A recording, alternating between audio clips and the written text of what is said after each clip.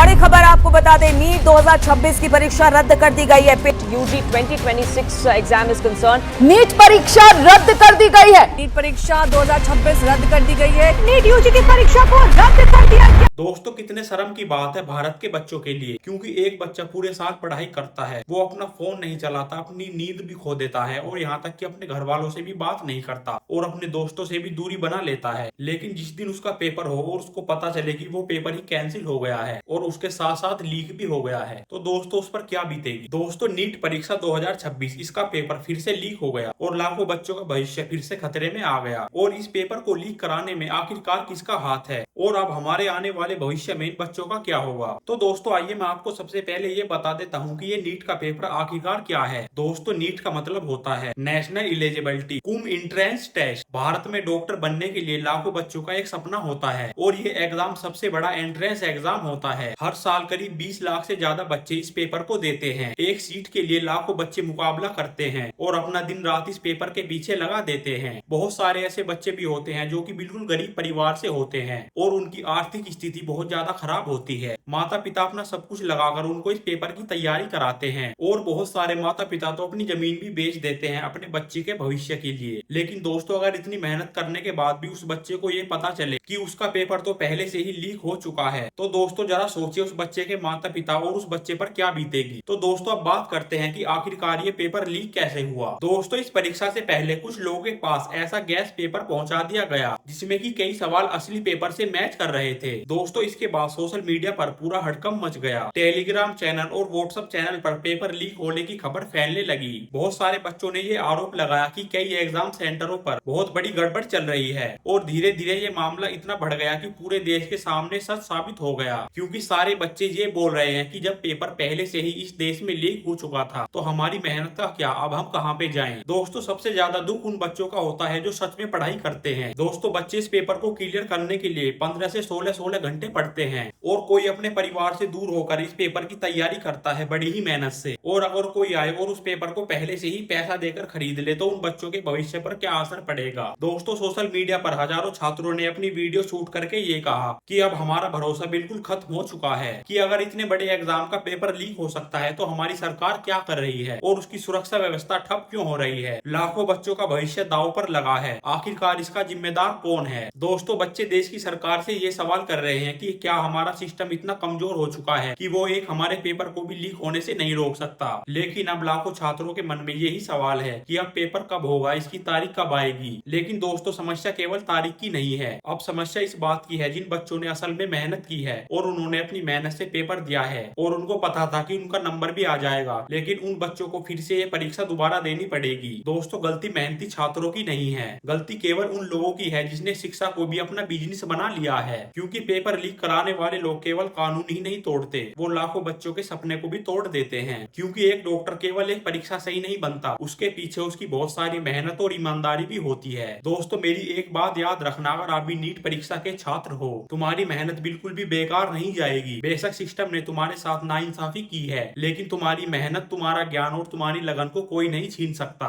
तो दोस्तों, आप क्या सोचते हैं इस पेपर लीक के बारे में? कमेंट में हमें अपनी राय बताकर जरूर जाना। और अगर आप भी छात्रों की मेहनत के साथ जुड़े हैं तो मेरी इस वीडियो को ज्यादा से ज्यादा लोगों के पास शेयर कर देना। तो दोस्तों, मिलते हैं अगली वीडियो में, तो तब तक मेहनत करते रहना और खुद पर भरोसा जरूर करना।